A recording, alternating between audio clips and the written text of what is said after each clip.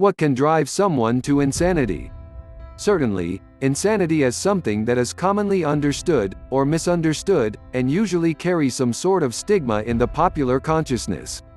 If you believe in modern psychology and psychiatry, there are literally thousands of forms of insanity that a person can end up developing over a lifetime. Some of them, like depression, are temporary, while others, like social anxiety, require more work for a person to get through. However, there appears to be some commonality as to what actually brings about most of the forms of insanity that people go through. Which brings the question to bear: is there a common, underlying trigger that compromises the stability of a person's mental health? Things like stress and anxiety are often cited, as most of the common, and several uncommon, mental health issues are triggered by one of the two. Continued exposure to stress can eventually push someone beyond their breaking point, with the form of insanity afterwards being affected by external factors. This is often a long, strenuous process because most people have some level of resistance to such things, allowing them to at least survive the stressful period with their sanity intact. Additionally, the process may not even really result in insanity, with most of the population serving as proof of this theory.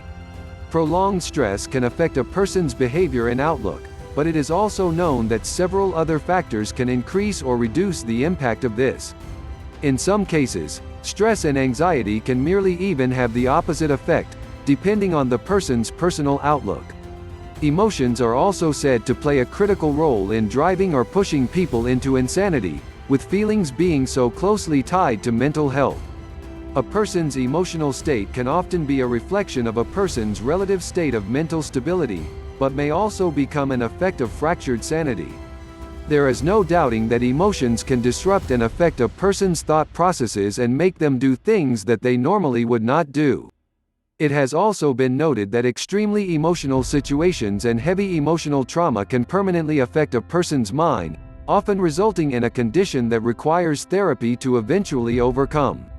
However, it is rather arguable that emotions are merely augmenting the effects of stress and pressure, not a factor in itself. Trauma is also frequently cited as having drastic effects on a person's sanity, particularly if it occurs during the formative years. The extreme psychological and emotional impact that trauma victims have to endure can often force some past the breaking point, having permanent effects on their mental health. However, it should be noted that trauma tends to be little more than a combination of stressful and emotional factors, usually mixed in with extreme circumstances.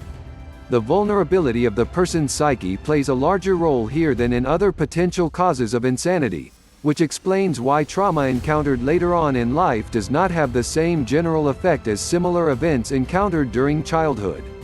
Ultimately, insanity is something that, like sanity, must be defined on an individual basis. What is sane for one person in a given society may not be considered such by a different person within the same society. Insanity is a matter of context in this case, which is the assumption that some psychological texts make.